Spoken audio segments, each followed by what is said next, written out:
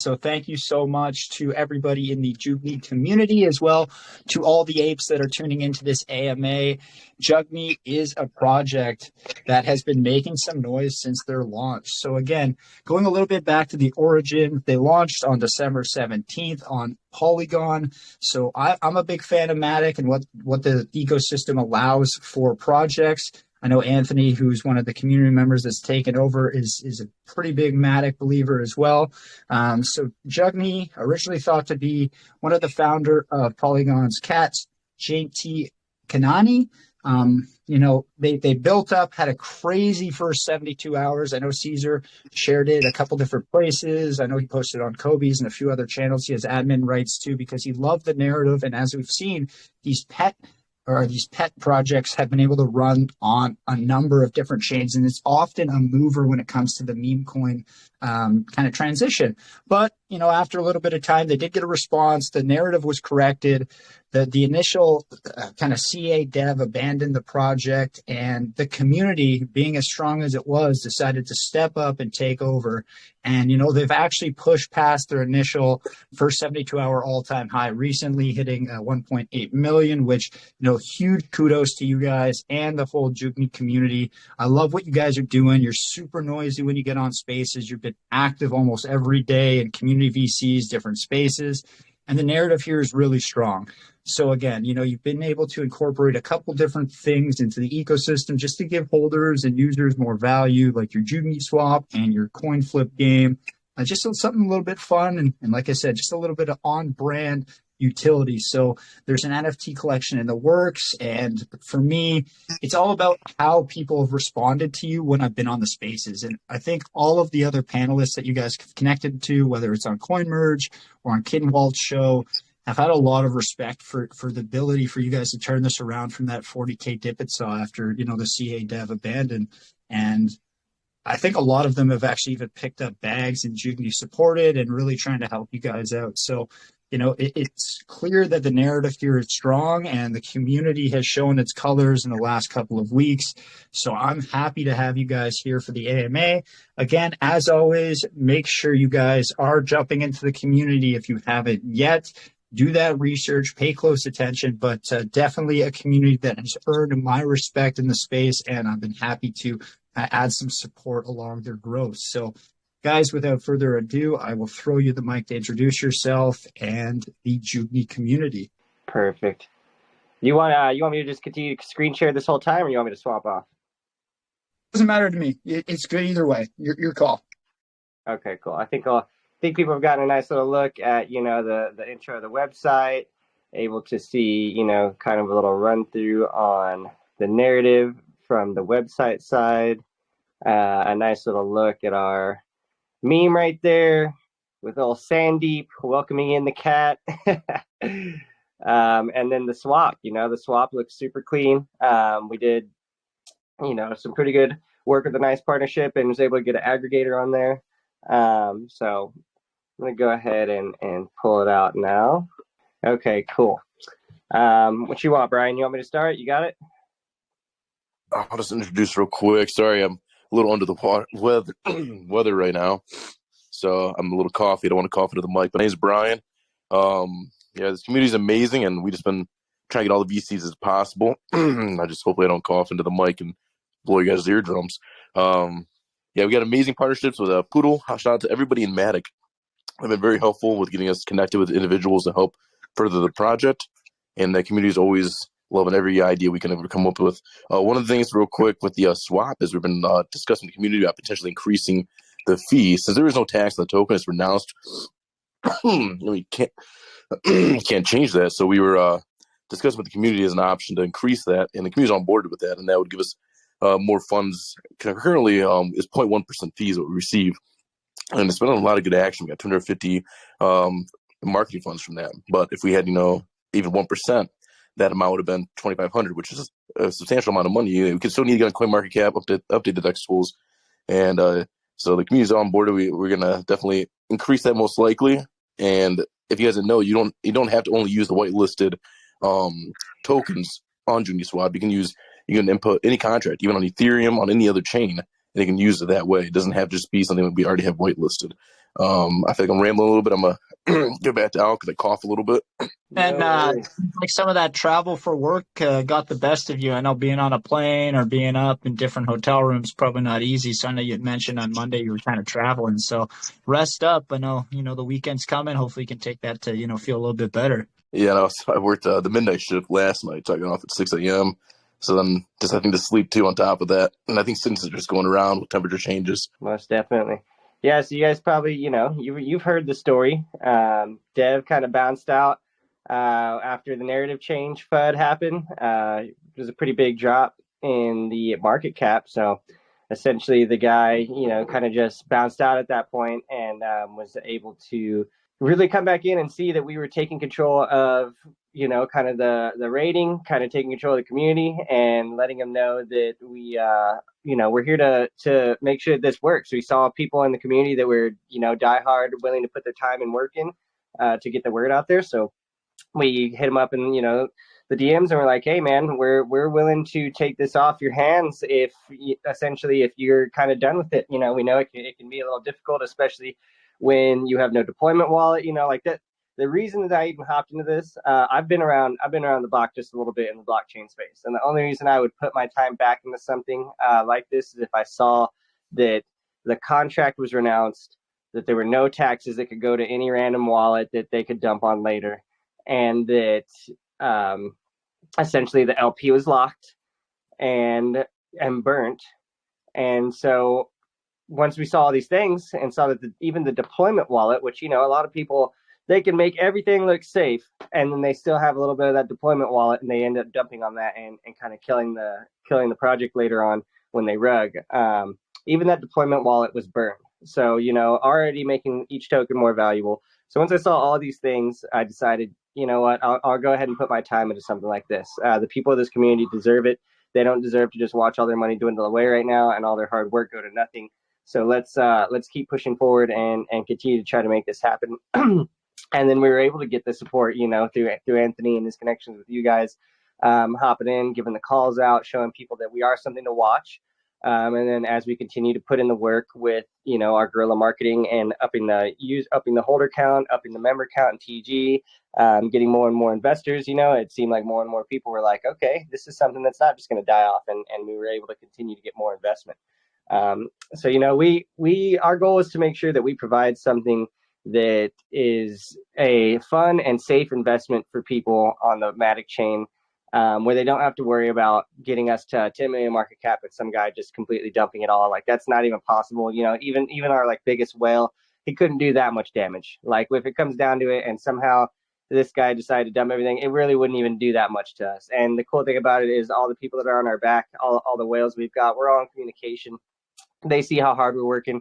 They're helping us out. A big component to any type of stock market chart, scenario where your asset is able to be monitored through a chart system is market making.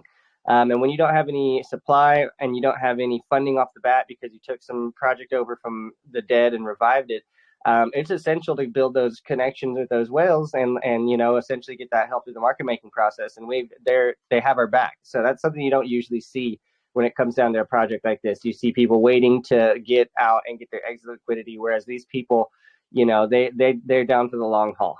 They're helping with donations, they're helping with marketing. Like, it's really something unique to kind of be a part of and be able to put some time and effort into, and know that that there's not just a single person or a couple people that could really just destroy the whole thing, even if they completely pulled out their entire investment. Which to me, I think that's what's really kept me going and really kept me wanting to put my time and energy into it, is knowing that what I put and what us as a team puts into it is going to grow and live on, like, no matter what.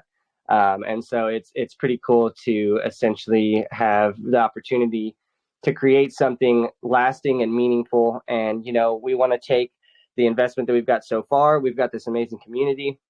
We've put a poll out. They're all down for us to up the fees. We wanted to create something that was, a very, it happens, right? When you're optimizing a business, when you're thinking about things, we had the idea, we do the lowest fees. We'll end up getting more users. Well, you know how the crypto space works. Nobody gives a shit about something that you got to put your wallet into unless it's co-signed by the founder of whatever project they're in, right? So you're going around trying to get these people, hey man, use our swap. We've got lower fees, blah, blah, blah. Nobody gives a shit about that. So we figured, you know what? Why don't we just raise the fees? That'll give us more marketing ability. That'll give us more incentive ability. So that way we can actually go into these projects, speak to these founders and say, hey, look, these are our fee levels. This is what we'll be able to do for you if you're able to co-sign and put us as the buy option. And now we're working on actual partnerships with the leaders of these communities and of these other projects in order to get our swap able to be co-signed on and used. And we're going to turn around and use the fees that we get from their communities to invest right back into them. We're like, we've got things in the works like buyback burns, all types of stuff that are going to be happening. So we've kind of switched our business idea into something that seems definitely more sustainable and able to be used to increase our user base on the swap even more.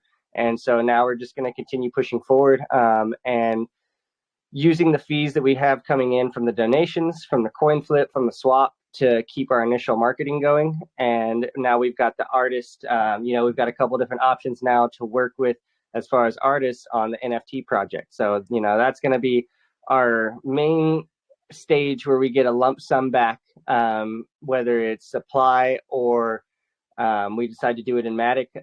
There's a couple options that we have, and what we're doing right now as a team is that we're weighing these options and seeing what's going to be the most beneficial to the holders, and then from there we're going to push forward. So we've put a lot of work in. We're here to stay. None of us really in the admin chat are whales. We've all kind of doxed our wallets to each other. We can all see what's going on.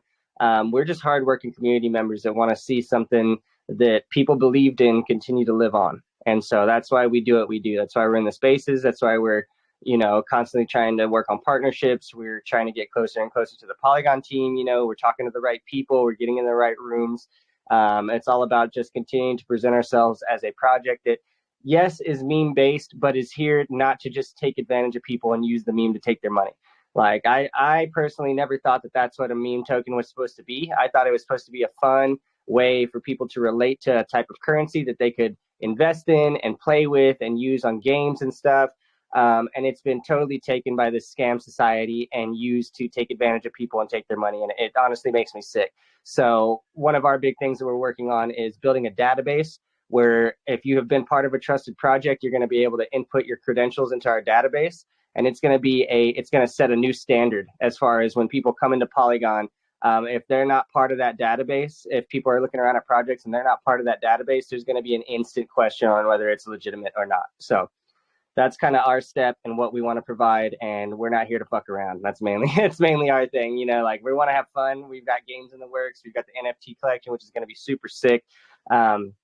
And then, we're also going to provide some badass utility that's going to end up protecting people and, trying to set a new standard as far as meme tokens and contract auditing and an ability to make sure that people don't just invest in something that gets rugged, because that's definitely the worst thing in the world when somebody's put all this time and energy into making something look good, look fun, look trustworthy, and then they just steal money. Like that shit makes me sick. So we're out here trying to help. Yeah, no, and I love that. And I'll say one thing about you touched on the collaborations, the partnership side of things. And one thing I got to give your community and you guys, as a group, a ton of respect and shout out for is the recognition and ability to kind of engage with other Matic communities, right? Because, when I joined back in 2021, space was very siloed. I mean, I always kind of joke, we're one of the few channels who people have come here and be like, oh, I don't want to say which channels I'm going to an AMA for afterwards. I'm like, why? Dude, I don't care, man. I'm confident in what I do and what our channel does, so I don't need to safeguard my audience. Caesar's out there making YouTube videos being like, I love this channel and this channel and this channel, and these guys probably get plays earlier than me because they know, my fees are a little bit higher, so they might go to these channels earlier to create a base of a community. So, hey, guys, good idea to maybe follow some of these guys. No one does that in the space, right? Nobody's going to work their ass off for 2-3 years, develop a community, and then kind of share it around to people who they just respect and have been following, right? So that's one thing I love about you guys is, you as a community, you've built up a great narrative, really strong. I would say, the narrative for the chain of Polygon is stronger than, a number of these other meme coins that exist on Matic. And although they may have higher market caps, you guys are just very collaborative the way you approach. And I've even gone as far as I've seen a lot of these other communities that you've joined their spaces maybe, or you've been, tagging them in posts. Shout you guys out for perseverance and just always showing up. So, I mean, for me, it's important. You guys, again, it's less than a month since the takeover happened, I think, right? And it's still we're almost there. Right, it's still fresh. So, like, these things take time. But I will say, the people who have seen Jugni and connected with your community or seen your community in action, they've all responded. I mean, the case in point, we had that space and you guys were on there with Kulo on Monday, and those are two solid Matic communities and just so much kind of cross respect for one another, right? So like that's the type of thing that I love. And I've seen other projects on this chain give you guys respect and shout you out on Twitter for your community and your activity levels. So, I mean, if you keep that kind of stuff up, it gives more incentive for projects to want to partner with you as well. So, I mean, I just had to kind of touch on that because I definitely have noticed it when I'm kind of doing my prep and, following your guys on your socials. So, yeah, man, we're all, every new user that comes into Polygon is a benefit to all of the projects on it, and if we keep that mentality, and we all work together and we all work on utility and things that can help onboard people from other chains and other networks, it's going to benefit everyone. And, we're still fresh enough. We're at that point where who cares? Who cares if people hop around and throw $50 at 5 different projects? It doesn't matter. That it helps everyone. So it's to sit there and try to hold on to that $50, don't go invest in anything else.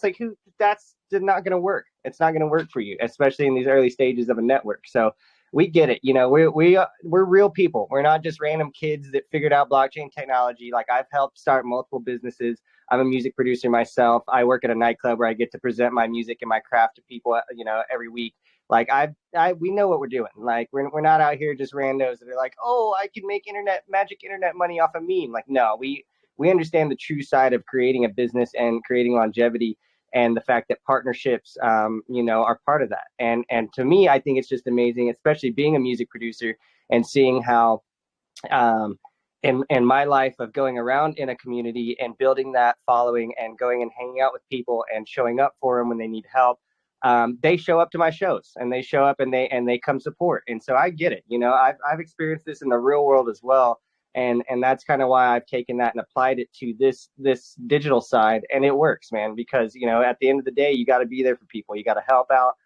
You got to show up. You got to create new avenues for people to experience things and hang out together. And that's when people really start to have a good time and say, you know what, I'm going to go to whatever this person creates because it's a fun time every time. So we're taking that and we're applying that to this digital blockchain realm. And I think we're gonna continue to create something special and continue to grow as a place where people know they can come and relate to each other and explore different forms of art and just kind of continue to develop in this blockchain universe, really, right? It's like an entire universe at this point. I was going to touch again on the getting involved with the communities and listening to them on our Jugni swap and going out there and making tweets about that. It's really amazing to see. You don't see too many people actually rotating from one project. You see more people coming in from their other taking chain over Solana, bridging over from Ethereum. So you're seeing more people enter the ecosystem, and it's kind of like what they also see is it's not saturated. It all takes one token, one meme on this platform on Matic to take off, and it's kind of like a renaissance of the ecosystem. You have a bunch of people entering it. The rising tide lifts all boats. There's always a lot of us on here keep saying. I love saying that.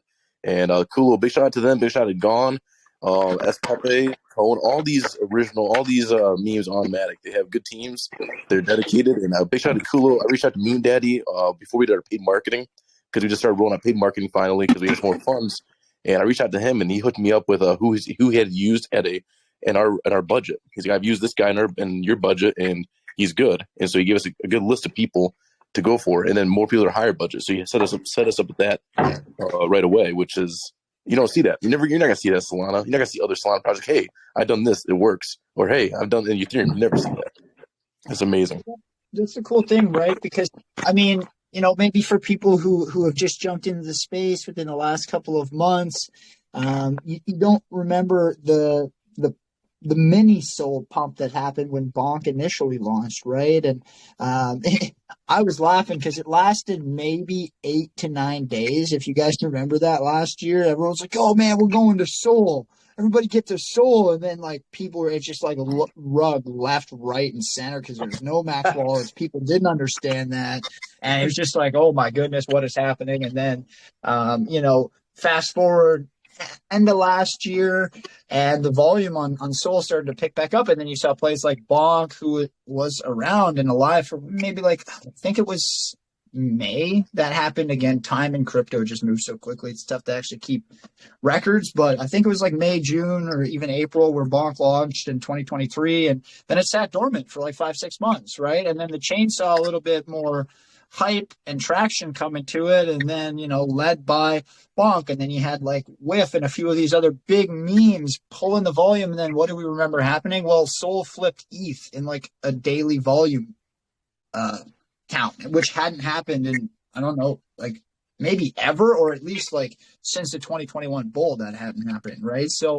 it was a huge movement for the chain, and then we've seen since, like, Solana has almost been like the primary use case or primary usage chain for some of these memes, although I'm not a huge fan personally on how many projects are launching there, but it's led. So like you guys, for me, could be part of that like group that, initially launches. There's been some hype around, like you said, Kulo, Ellie's done well. You guys have obviously done really well. But you just never know when, like you said, those catalysts can come. And if the community stays active, you're going to have such an advantage as a pre-built community and almost like a first mover as a meme on that chain.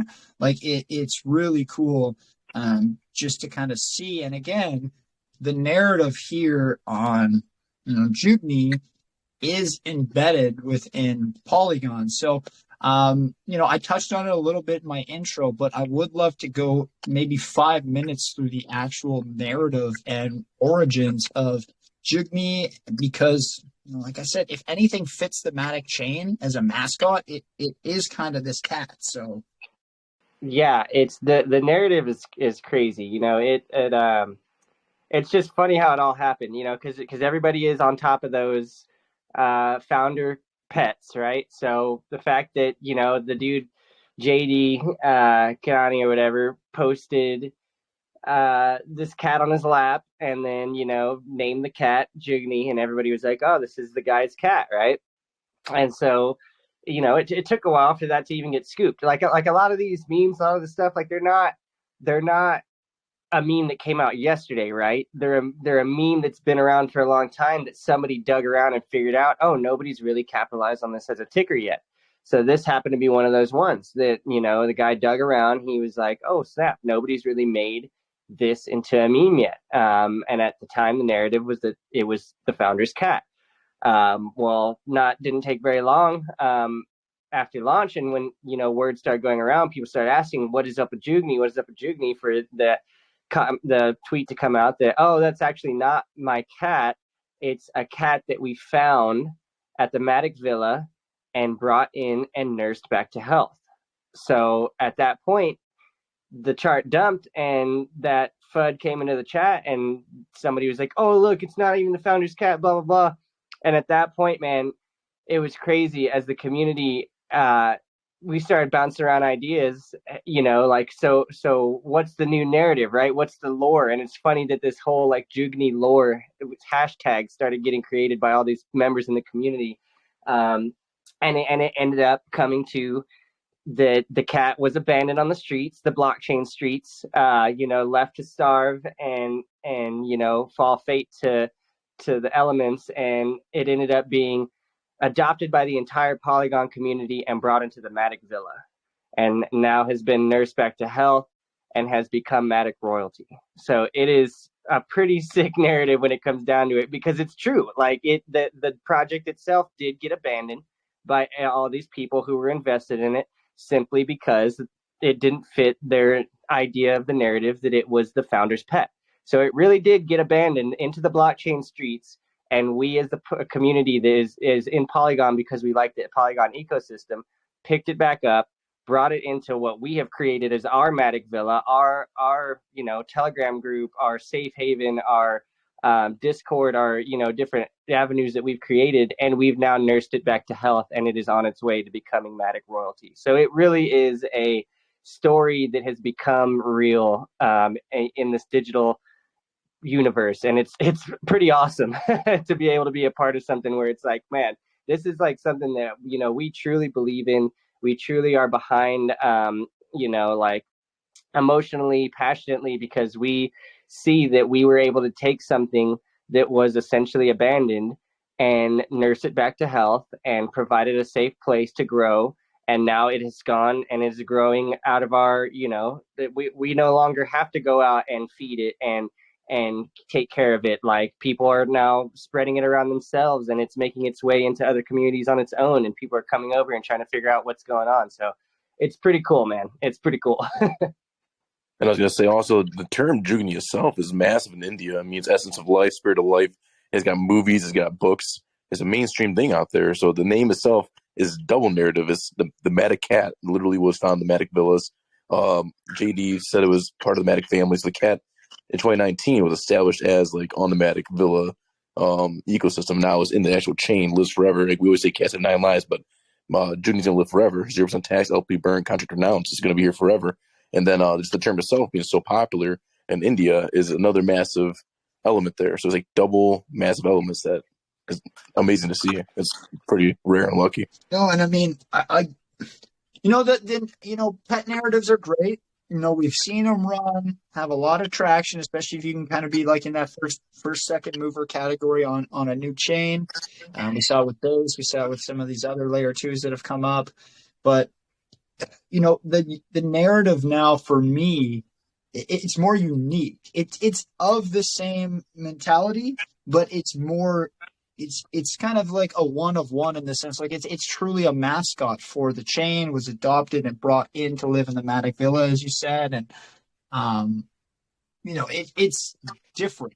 And again, I know from a chain perspective, if this was something like, ETH or Sol, where, maybe the volume was more concentrated in the meme coin space, this play would likely be at a much higher market cap with like the strength of the narrative. So like, that's why I'm pretty excited about like what you guys have from a storytelling perspective, and the ability for the community to rally the way it did just adds like another kind of layer on top of that story. So definitely a fan of what you've built, and as we've kind of said, and as I think the founders of Polygon also understand, which is why the engagement and traction has been the way it looks on Twitter with them, actually following the Jugni account.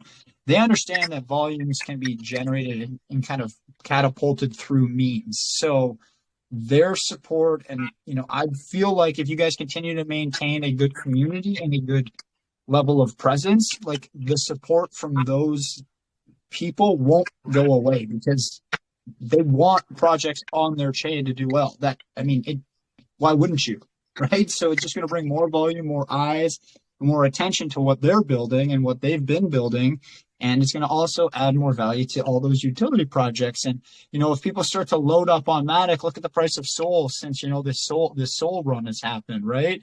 It's really gone up. So I think Matic's sub $1 right now for a single token. So, I mean, that in and of itself, I think Walt's a big Matic guy, and I know he talked about it on his show. But if the price of Matic, being your pair, goes up 2-3x as people start loading in to buy these meme coins, as volume comes onto the chain, that's going to inherently increase your market cap, right? So like, there's a lot of benefits to being a first mover on a relatively lower, it's not low volume, but on a relatively lower volume meme chain compared to some of the others, right? So yeah, lots of cool potential, and again, lots of different layers, I think, for this one that can get the community excited. And I think for me, it's just all about staying the course, staying active, staying loud. And over time, if you do those things, the support will be there because it is beneficial to the chain for you guys to do well. And that's not just me having an opinion. That's just a fact. So that's what I love about it. 100%, man. And you know, you're right. Like it's one of those scenarios where, you know, Bonk didn't really take off for months, right? Most of these things don't take like something that explodes right away is usually going to be short-lived. That's just how it goes. I mean, stuff like Bonk, stuff like Doge. I mean, Doge sat around for, you know, years almost. Like it takes a little bit of time, but what really matters is that a good team and a good community stays connected. They stay talking to each other in the chat. They stay developing. They stay working, and eventually something's going to happen. Like whether it's going to be the catalyst of something else taking off on the Matic chain and bringing everyone over, whether it's the, you know, just the pump that comes from Matic that starts bringing everybody in, like something's going to happen. And as long as we're still here building and engaging with the community, it's just going to flood into it. So that's why we have faith, and we're still doing what we're doing, because we know it's something's going to come eventually. And as long as, you know, like you said, as long as you just keep staying the course, you're going to get the benefit from it. You know, we've got something too good here to pass up and to just kind of, you know, stop working on. And we got a lot of people that believe in it. So we're just going to keep going. We're going to keep developing. We're going to get the NFTs out. You know, that's going to be a whole nother layer that adds more use case, adds more value. And, you know, like you said, you know, Anthony from your connections, like he's a great film guy.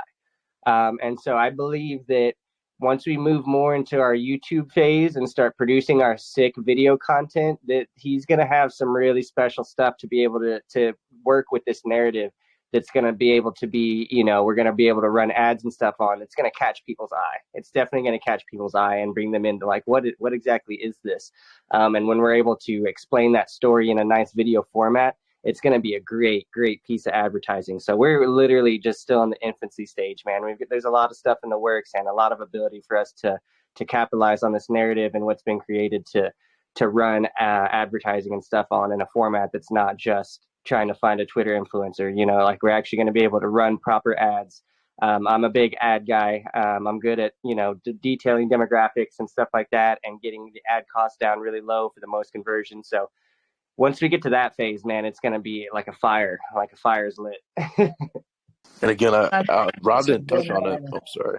Oh, yeah, go ahead. I was going to say, I know you guys have been relatively kind of quiet on the marketing front, right? Just reestablishing the community, getting active on the spaces, getting active on the community building. And I mean, you guys even were lucky enough to jump into a space with Brandolph yesterday. Or was it 2 days ago now? I mean, Tuesday. Yeah. We got I've been talking to him in some other places. Yeah, and you guys had a cool space about community building on Polygon, which is, again, something that I'd love to kind of go into, like some of the things or some of the catalysts that you guys think help the community reestablish itself and gain the traction that it has to hit past the previous one, all-time high, which a lot of the times on community takeovers is tough to do.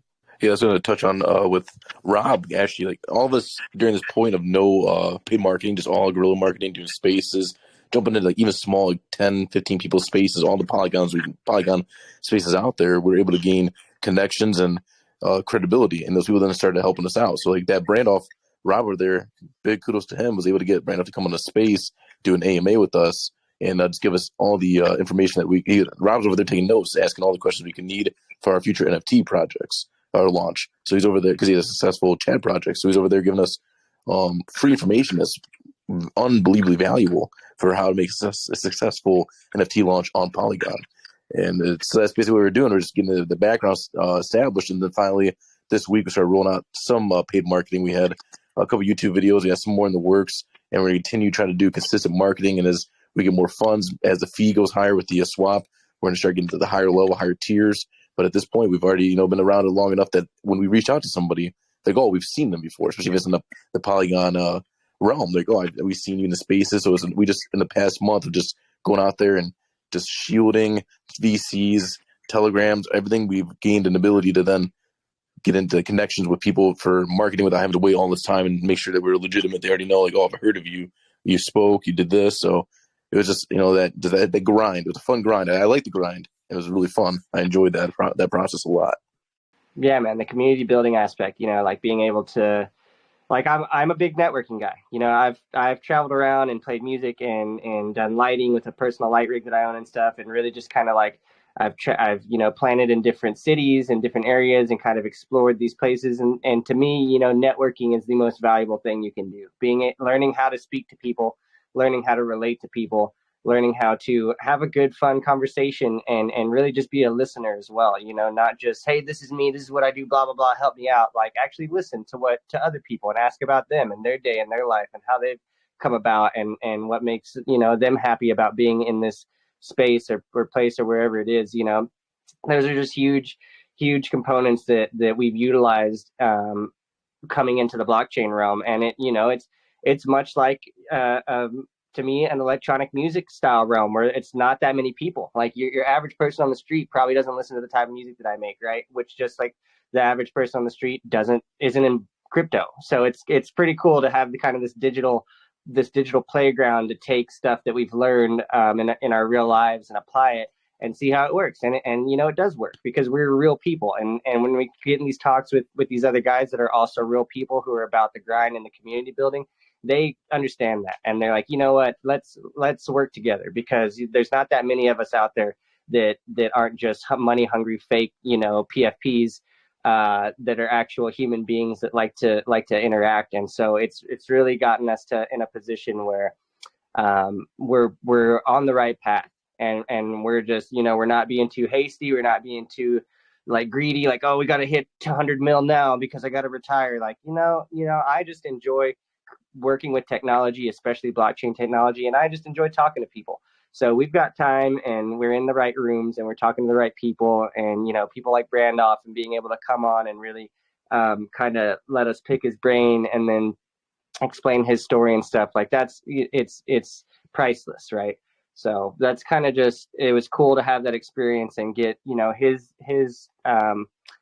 backstory and his form of how he has had success in the blockchain space, and then further connect and have him then bridge the gap with some other big components that are really going to push us forward in the Polygon realm. And we're not stopping, like, we're going to keep having these conversations.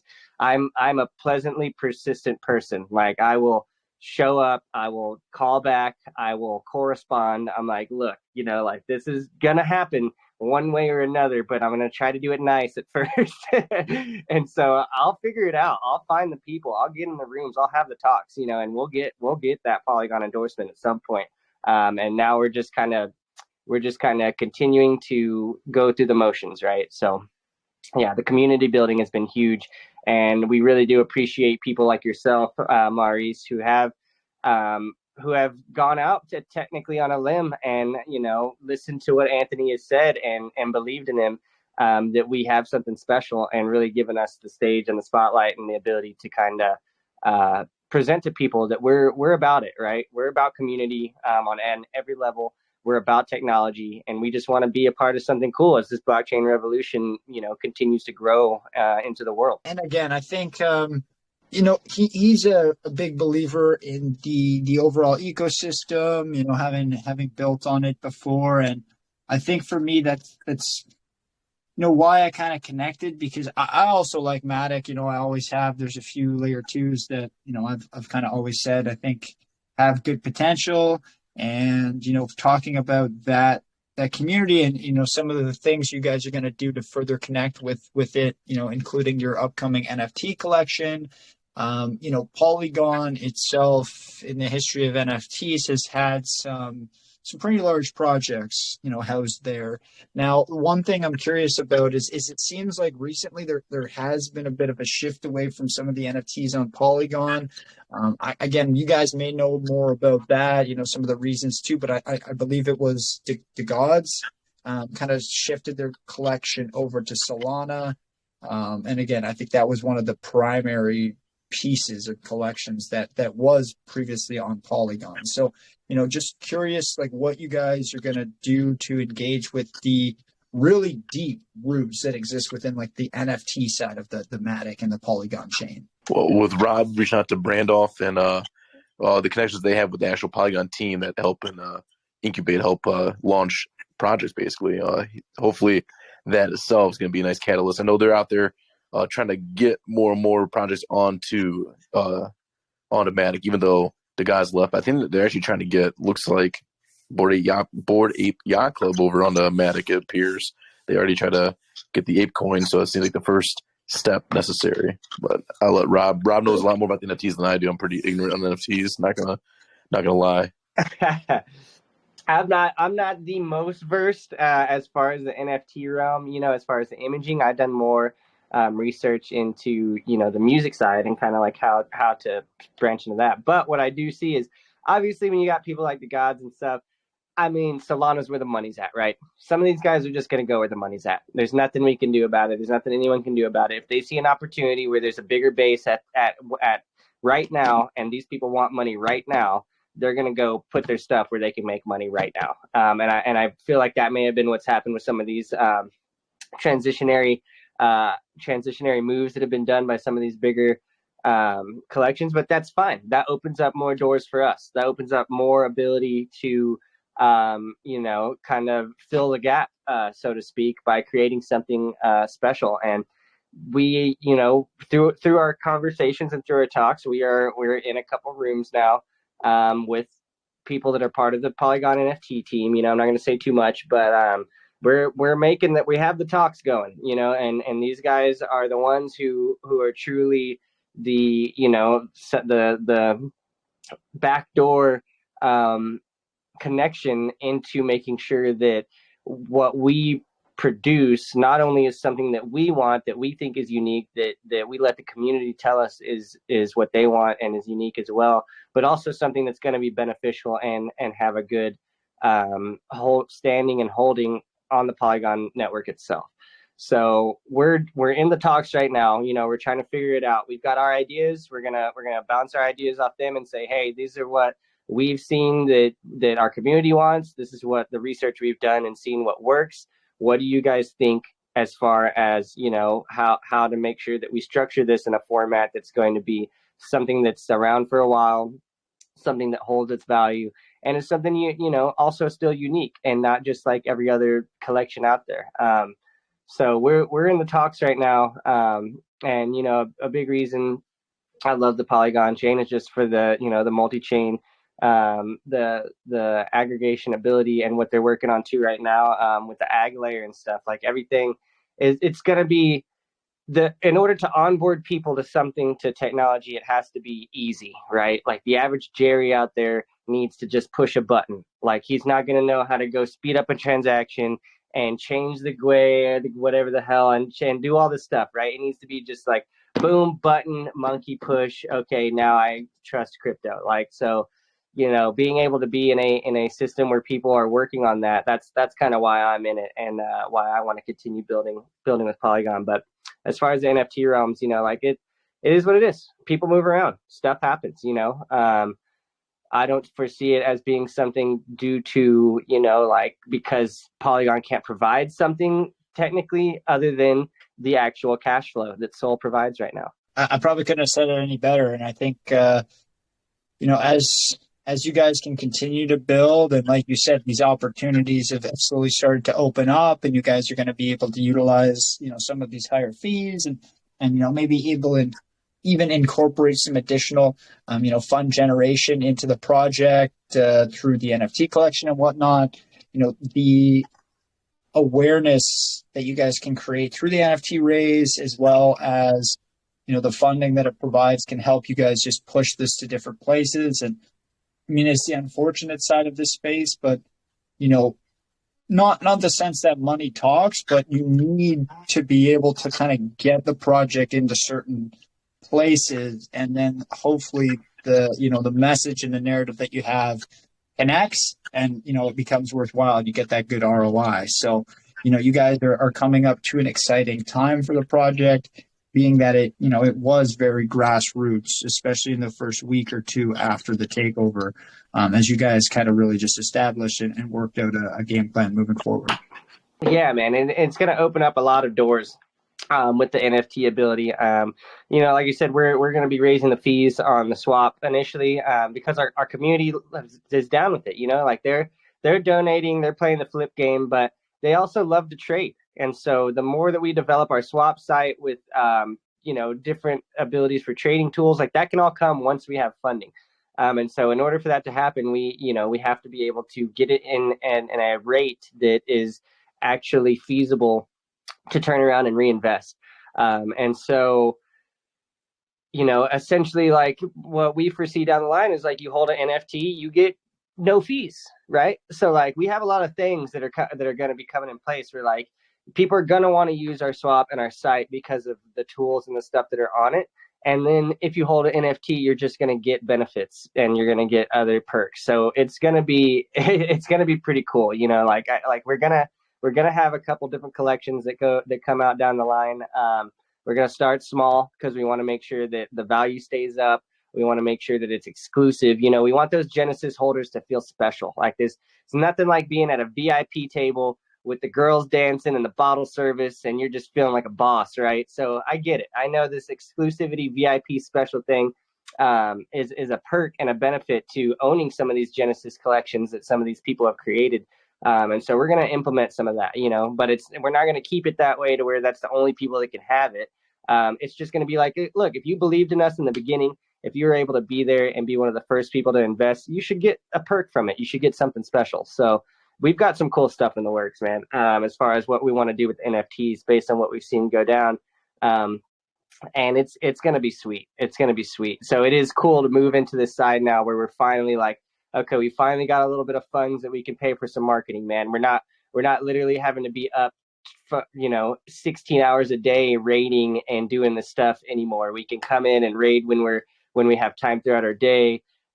We've got the YouTube videos working for us now, right? We've got people coming in every day to the chat and into the Telegram, hitting us for the CA and all this stuff. So they're just fresh people who maybe just caught a glimpse of the video somewhere and hopped in, and we didn't have to go out and guerrilla grind it. And that feels really good to get to that point. And it's only going to get better and easier as we get to these next stages in the project. So it feels cool to know that we're making progress, and that progress is being reflected, and we're getting kind of the recognition that we deserve because we have put the hard work in. Brian, he's been there, dude. This guy will raid for hours and hours in a row, just raiding, and the community loves it. Like you go into a lot of communities and they're like, oh, let it open the chat, blah, blah, blah. These people are like, the chat's open and they're like, where's the shield? Where's the raid? I'm like, oh, hell yeah, dude. Like, this is what I like to see. Like, these people are ready. They want the raid. Okay, let's do it. And we'll sit there and raid for hours, man. It's awesome. Yeah, it was fun. I used to sit over in the VC and I just play some music and smoke 2 packs of cigarettes straight for like 8 hours and just shield. And people loved it. But back then, it'd be like the limits, be like hoping to get like 5 likes. That was good for us. So we made the top shooter list every day, the first 5 days of January. But obviously now we don't need to shield nearly as much because when we do shield, we get, usually the top of whatever post because there's so much more interaction. And so now it's nicer that way. And people are always wanted to shield, though. They come in and go, shield this, shield that. And I love it. Yeah. At the beginning, we had one guy that did not like all the shielding, but you can always have one random person. There's one guy that was vocal. He's like, I don't like all the shielding. It's always locked. I'm like, I'm in the VC if you want to talk. But other than that, we're trying to get this guerrilla marketing out there. Come listen to some Juice WRLD. I got some Juice WRLD playing and smoke some cigs. Come on in. How'd that poker end up going the other night? It didn't go well. Right after we got off that VC, yeah, I got lucky. I was playing a little one. I was trying to get warmed up because I'm doing the America's Card Room. It has that Venom, so I always like to play that. It's only every 3 months they do it, so I always try to play that. Always lose. I'm a losing poker player. I do it for fun. I tell myself that. I wish I wasn't a losing poker player, but I am. So yeah, that one was a little cheap one, and I get that. When I was talking to you guys in the VC at the Kings, and everyone I raised, they go all in prior. I'm like, fuck, someone's got aces, but it's too late. I'm already fucking pot committed, and I cracked at aces, but then a little bit later, it just fumbles it all up and lost that. But poker's kind of fun. If you accept that you're going to probably lose, especially on America's Card Room full of bots. That place is full of bots. But there's no other way to play in the States. Even that's kind of shady. Yeah, I used to play a bunch myself, but just don't seem to have the time for it anymore. I still, if I ever go to a casino, that's the only thing I'll try and do. I'll wait a couple hours to catch a table, play some poker. But yeah, no. So and a good segue. We're talking about games, maybe games of chance, and let's get into what you guys have done there with your Jugni flip game. It's again, nothing too serious, just a good community engagement tool. You can earn a little bit of extra, money there on the side. So yeah, just jump into how that works exactly, benefits for anybody who's holding the token within the flip game. Yeah. So it's just essentially it's just gotten an extra avenue for people to, because we know, like, I don't know, some people, they just don't want to donate. I don't know what it is, man. We'll have made them 30, 40, 50, however many % on their bag since they invested and we've been grinding, and they just won't take a $5 and throw it at the donation thing. So you know what? Fine. Go try to win some extra because you have the opportunity. And if you lose, guess what? It goes to the marketing wallet. So it's a win-win scenario. Sometimes you'll turn a profit. Sometimes you'll double up. Maybe you'll have a good day where you double up 4 or 5 times in a row and you walk away. And so it just gives an opportunity for some of the degenerate gambling to go down with the knowing that your money's going somewhere to help pump your bag anyway. So it was just a cool interactive thing to really get out there. We're still we're still filing it down. I really want to get, we've got some widgets and stuff we can get in there with, some music, or you can listen to music while you do it. And we're, just testing out the variables right now. We've got a little bit of edge of a higher edge than usual to the house, but I think we're going to drop it down here pretty soon now that we've got some people actually using it. So, it's just one of those things. Like we wanted to get something out. We're exhausting our connections, right? Like I have a dev that I worked with back in 21 that we built this awesome project together. And it ended up getting destroyed by this guy that had access to one of the CEO wallets on the marketing, the marketing team. And he ended up just taking it and dumping it, a $200,000 dump on us, and just destroying the entire project. And so I was like the lead marketing director for this project. And I, was like I had like 2 different groups of marketing guys underneath me, like 8 people. And then the dev that I was working with, he was leading the dev team. He had like 6 guys under him. Like we had a pretty good thing going, man. And we just got screwed in like 1 hour. It was like 6 months of just like solid 20-hour a day work. And we just both got screwed. And so we stayed in contact because I am working on the Jugni project. I am doing, some marketing directing for a gaming project on AVAC. So I've got a couple things that I'm working on right now. And then I have my own personal project that I'm eventually going to launch. It's a Web3 based recycling project. So, it's just this guy and this guy is going to be doing the dev work for it. So when I reached out and said, hey, look, we saved this thing. We don't really have any funds. Can you help me out? He's like, well, I obviously can't do it for free. He's like, his going rate is actually $250 an hour, and he gets paid that to do the dev work he does on other stuff, because he doesn't just do UI interfacing. He does the back end. He does everything, right? Deployment, everything. So he really is one of the top people out there. And he's like, I've got a few of these things that I can just kind of rebrand for you right off the bat without any real, money up front. And I was like, all right, man, like let's, if that's possible, that would be a super big help to us. So that way we can actually get, we can fulfill what we're telling people that we're working, that we're like developing, we're doing stuff.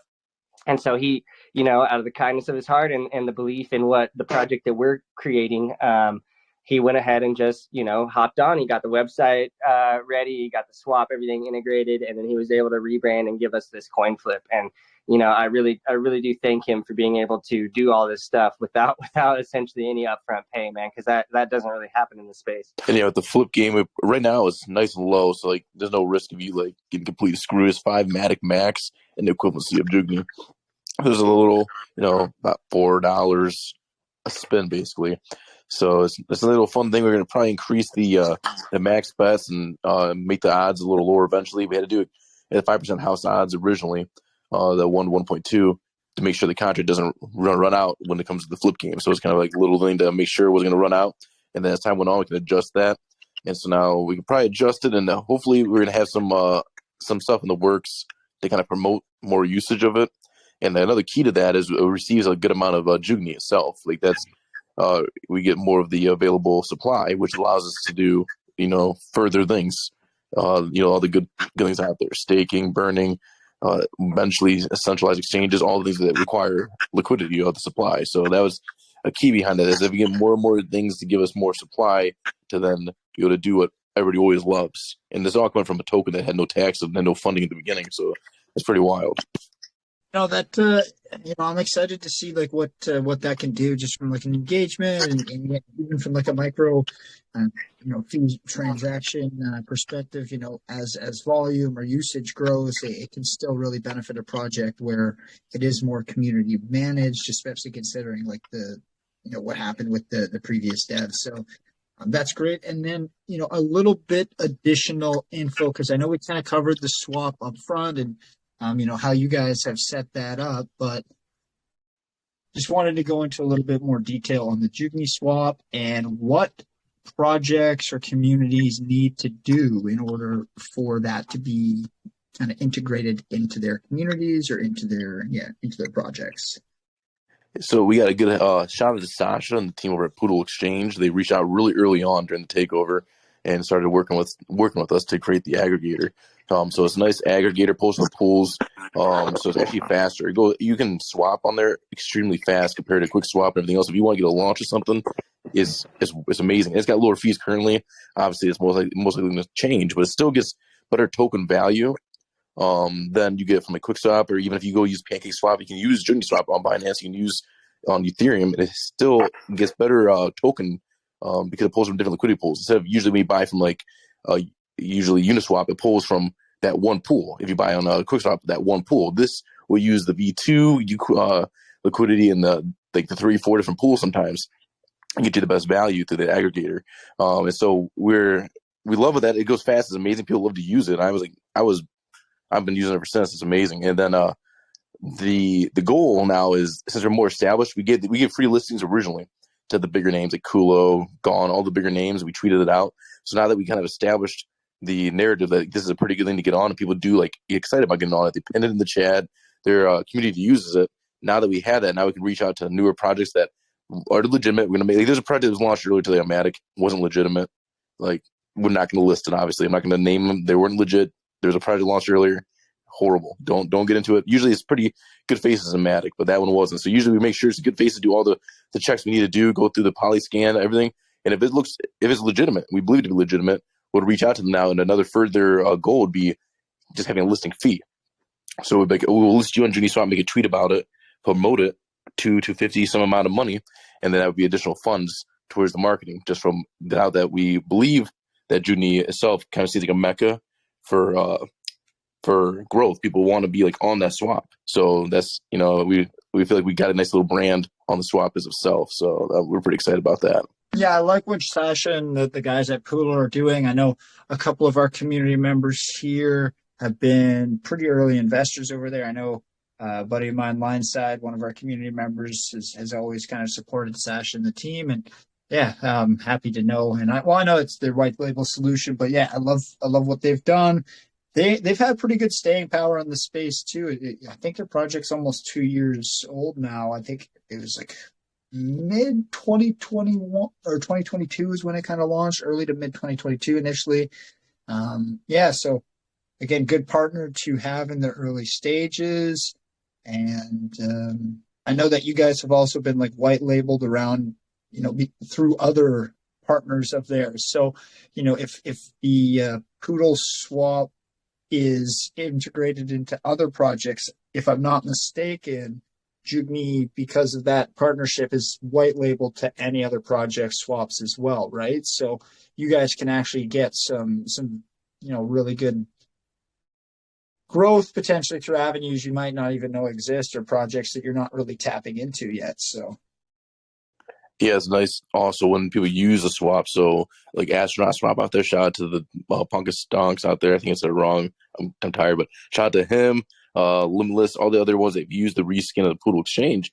If you make a swap through it, that swap will be pushed into whatever Telegram they're connected to. We have a buy bot and ours that shows swaps that occur through our individual Jugni swap. But if you still, even when it comes into our chat, it still gets pushed into Poodle Exchange's chat. So it's double the engagement that people are seeing, and now just you see a line of Jugni buys in Poodle Exchange, but what's going on there? So it's marketing itself is just the using the exchange. No, that's again, just kind of those side benefits or extra value that you guys can garner through partnerships. And when funds or budgets are looking to be maximized to make sure that you guys are getting the best return on investment, those types of deals and collaborations, in my opinion, are really going to help you guys out the most and kind of help maximize your reach on the funds that you do get through the fees and whatnot. So yeah, definitely a great way to go. Now, the last thing I wanted to talk about was kind of a bit on the collection. I know you went into it in some detail, but could you just give us some understanding on, I know you said you're going to start small. Roughly how many do you think may be released in that first iteration? Do you need to hold Jugni to qualify for that first round of NFTs that get released? Exactly what the process will look like, because again, maybe people listening in that are holding some tokens may have to, increase their position potentially to get one of those NFTs. So just wanted to know how that process is going to run for the first collection. Essentially, kind of what we've, based on the information we're getting, we still have one more stage of referencing with the actual Polygon NFT incubation team on what the best route is. But from what I would see from my research, essentially, yes, you would have to hold a certain amount of the native token in order to even get it. And then you would have to hold a certain threshold of the amount of token in order to get whitelisted, because we do plan on these things selling out. So it will be a scenario where, yes, you have to hold it to even have an opportunity to get it. And two, if you want to give yourself better odds to actually obtain one, because we are going to do a low amount for this first Genesis connection, you're going to have to step your buys a little bit. So we've got some good economy systems going on that are going to make sure that our stuff, our drops are valuable, and that they have a good incentive in order to get people to want to get them. And then we're exploring our options, because obviously a big thing when it comes down to this system is as far as community tokens, is airdropping, is being able to get on one of the better centralized exchanges, not the ones that we all know are going to immediately take your token and dump it, but we know there's some are out there that they're smaller, and they can really do a bigger benefit, and they're not there to just take advantage of you, and that all comes from having supply, right? So we're exploring our options as far as platforms that allow you to get the mint done in the native token. So I do see some really bright things on the future that's gonna bring us back to where, as if we were a token that launched legitimately, properly audited, with the supply, with the marketing wallet, everything. Like we have taken our time and our understanding and ingenuity to figure out how to get us back to that level and essentially derug a token, and I think we've pretty much done it. So this next stage is going to be super awesome, and it's gonna really show that we're putting the time and energy in to make sure that we have a system and structure in place that's going to benefit everyone that's part of the project, from the community to the team to any partnerships and everybody in between. Awesome.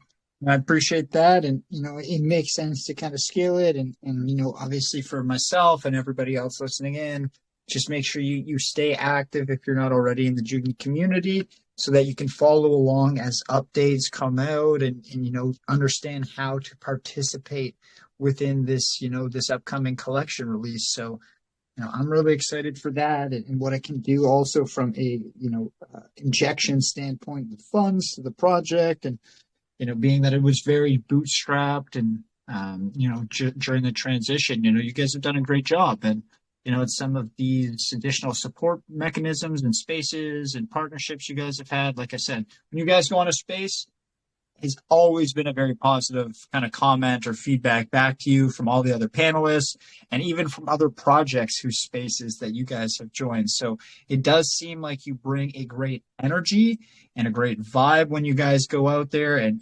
super important when it comes to connecting with people in that sense. So, I'm really excited for what Jugni has to offer. And, for me, I'll give it to you guys to talk about, anything maybe we didn't go into in a lot of depth, or any hidden, gems you wanted to drop, any details that, you wanted to cover off before the end of the AMA. And then we'll do that small little kind of like Matic, Polygon conversation after we wrap the official recording and everything. And then you guys, again, definitely make sure you touch at least a minute or two on, the Jugni swap when talking about, one of the ways to bridge over, because that's going to, inject some value to the project on the back end too. So yeah, anything you think we missed, anything you wanted to drop here, maybe exclusive for us or your community today, I'll give you a few minutes, but you guys know I'm a big fan of the narrative, big fan of Anthony, always have been. And, obviously getting to know, other people in the community like yourself, hi, low over there. I know we've spent majority of the time on spaces together over the last month. So, really appreciate you taking time out of your day, man, to kind of spread the Jugni narrative around the space. And it's one that's easy to connect to, and it's really unique. So I'm a fan, obviously not financial advice, guys, but I am a pretty big fan of this one. And I'm still slow on trying to, bridge and, buy into some of these meme tokens, but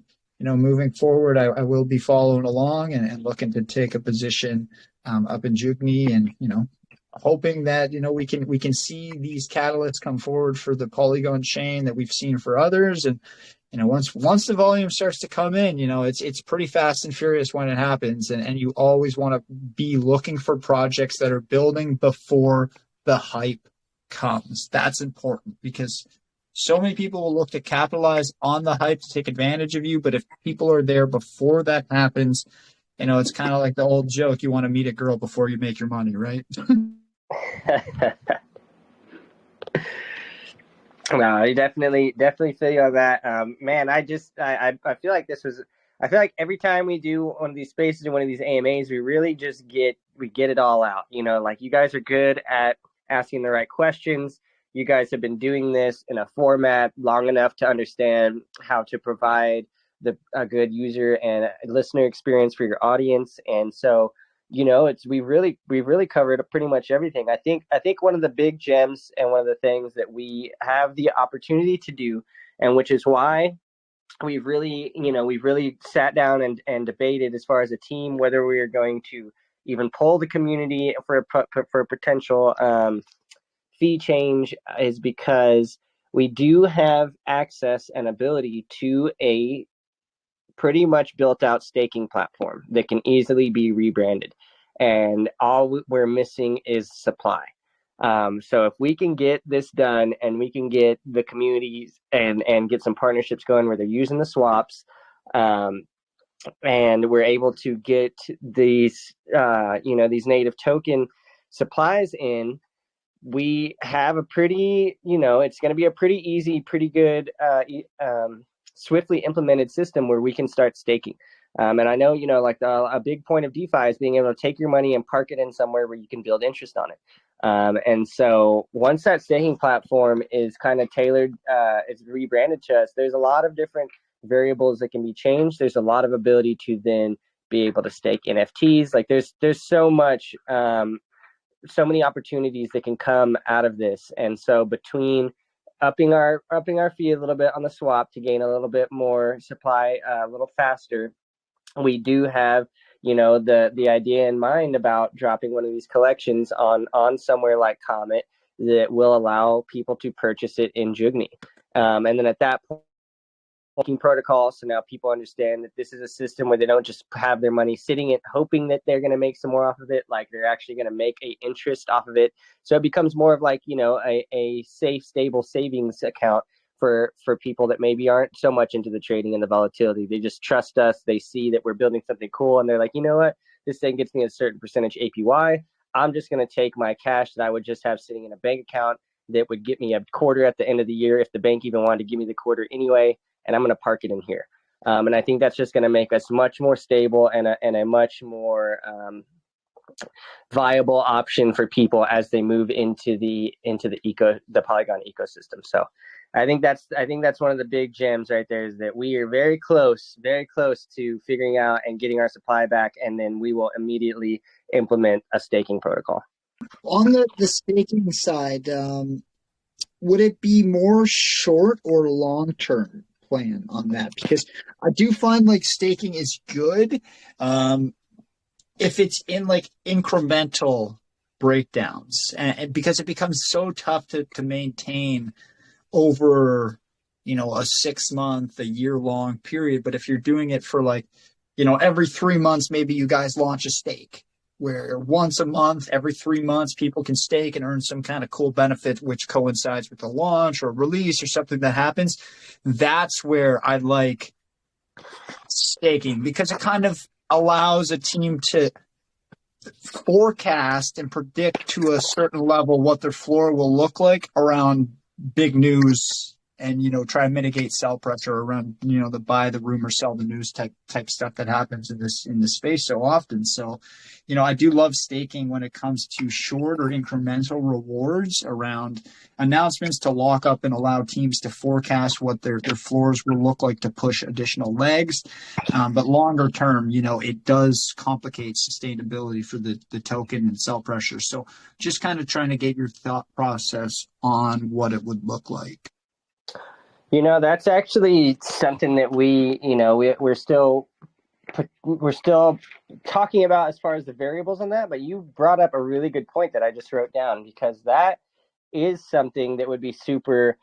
I feel like a good way is, you know, a lot of people they'll make it, oh yeah, you can stake for a year or whatever, and you're gonna get 15-20% back, right? Which is just that's a little ridiculous, right? Like as far as sustainability of a project, doing these massive APYs and stuff like that, I feel like that's where people start to lose out on their sustainability. I think we, you know, if anything, we probably do something more along the lines of like, you have the ability to stake to make a small percentage APY, and know that your funds are safe. And it takes less pressure on us having to rely on such higher fees and everything to kind of bring it in. But like you said, doing like game rounds, right? Like bonus rounds. Like, okay, like you stake from this time to this time, then you get maybe some extra bonus rounds, right? So then you've got the people that are like, they weren't down to stake because they were trading. Maybe they can opt in to then stake for a little bit extra for maybe a month, right? And during that month, like you said, that's when you roll out some news that most people would try to take advantage of and sell on, and they can't because they're staked, and therefore that's making us able to be a much more sustainable and have a healthier chart. So I think that's a really good idea and a really good thought that we can build on, and we'll just discuss that with the team and kind of see what our options are as far as that. But I see what you're getting at. You know, the short-term staking, more gamified, more like bonus round type stuff. I feel like that is definitely the way to go. So appreciate you bringing that idea to the table. Yeah, no, again, I like staking. I mean, I've staked my tokens in certain protocols that are longer term. But I mean, I like it because you get additional, but I don't also like, you know, if I buy a project, I'm not somebody who's out there just to buy it, so I'm dumping it for X's, right? Like, I'm buying it for a reason because I think there's potential for it to succeed. So, you know, feeling like I'm getting free money for doing nothing, I mean, I like it. It's nice, but, you know, I'd rather the project that I bought into initially be able to hold up than I get a little bit of additional on my bag. Because I've seen it where whales, you know, if whales stake their tokens, they're getting more tokens for free than, you know, the average person maybe could buy in for. And that just puts the scalability of the project in terms of connecting to the average person or the everyday user. It puts it out of reach, and it kind of gives you an unfortunate, you know, glass ceiling in a sense, because of that control by whales and larger wallets getting, you know, free supply, sometimes even larger than what you know, people are able to buy in for themselves. So always something to be mindful of. And, I like it. I see the benefits, but definitely I've seen, the control sometimes whales can have over the longer term periods, and it may impact. So yeah, the gamified approach on something memeable, something fun, could just kind of continue to the, what Jugni's all about, right? Like the name stands for Firefly, right? So like you guys can have some fun with it. Yeah, there's some good advice right there. Definitely need to keep those notes, Rob, over there. We can discuss that and make sure we're doing what's beneficial to the most of the community. Take all that into perspective. And yeah, the female Firefly is a cute little female cat that was wandering Matic Villas. The essence of life is amazing. But yeah, so I really appreciate all the advice, and that's one of the best things in here, all the advice you can receive. And we're gonna definitely take that to heart and make sure we do what we believe, what the community believes will be the best for the further the project. 100%, man. And that's what, like if you go around and kind of check other chats and check stuff, like as far as the admin team and the people that are out there doing the marketing, directing, doing, working on the development, making sure stuff's happening, like we are probably one of the most communicative teams out there. And we're in constant contact with our community. We're in constant contact with our whales. And so we have built a connection where when we present ideas like this and say, hey, look, if we do the staking protocol, you guys own enough of the supply that if you guys were to end up staking, like it could destabilize, like they're gonna work with us, right? Like they're not gonna really be upset and be like, oh, what do you mean I can't just stake like everyone else and make these massive gains? Like, they understand that we're here to listen, and we'll figure out something else. We'll figure out another way, maybe with them with like a profit sharing system or something where like, hey, look, like let's keep the staking, even, and for, people who have like lesser supply that just want to have a safe investment, and let's figure out something else with your supply where we can make profit and do some profit sharing. Like we are business minded people. We're not just like people that don't know what's going on, right? And from what I've understood about business and what's given me success is communication. Communication is literally everything, not just in business, but in your personal life, relationships, like anything as far as being a human being. It comes down to communication. And if you can communicate properly and you can be truthful and you can stay, transparent, then you're going to have success in life, because that's what people vibe with. That's what real people that really want to help and really want to see people succeed, like they all vibe with just being true, transparent people that can have a good conversation together and progress and optimize what you're working on. So we've got the ability to communicate and talk with our larger holders, and just kind of figure it out. Like we've got one of those sweet whale groups where like if you can only make it in if you put your wallet in, and you have a certain amount, right? And if you bail on us and dump, you get kicked out of the whale chat. And so boom, now you have no more connection to the team on that level, and you're not able to be more involved in these talks and stuff. And you're just kind of, like we're not going to give all that extra attention and stuff to certain people if they're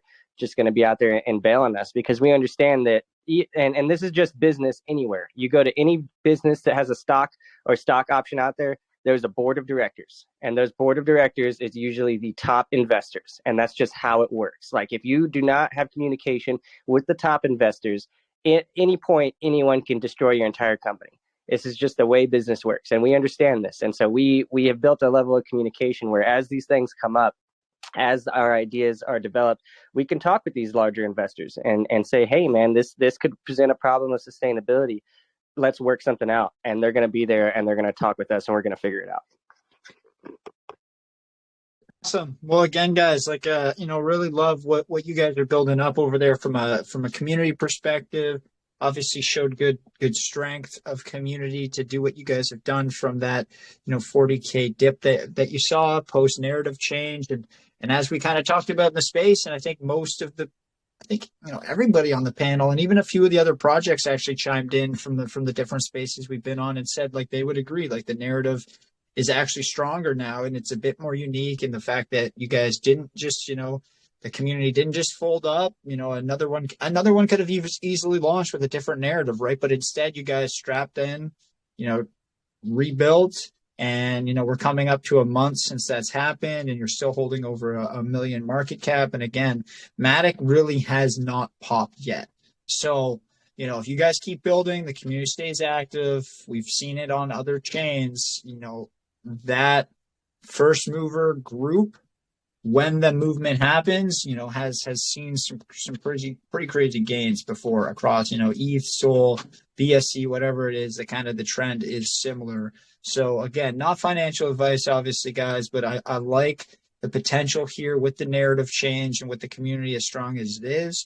You know, still very organic, sub 2K followers on Twitter. Still, again, really haven't scratched the surface here, but people that come into contact with Jugni do seem to really enjoy what they hear on one of those individuals. So yeah, you know, do your research, check out the community, but really bullish presentation. I know I said about 60 minutes. We ran around 80 guys. So I do really appreciate the extra time on the base discussion. And then again, hoping you can still stick with us for just that 5 to 7 minutes. I'll wrap this recording and then we can just go a little bit. If you maybe want to pull the swap back up on your screen, we could just go through a little bit on, you know, Matic, why you guys chose that ecosystem, some of the benefits of Matic for a meme coin, and then we'll just talk about a couple options for bridging. And like I said, 5 to 7 minutes is kind of what I'm aiming for, nice and short and sweet. And then as we roll out our content series in February, we'll have kind of Jugni highlighted as the project when we're talking about Matic and options to bridging over to Polygon.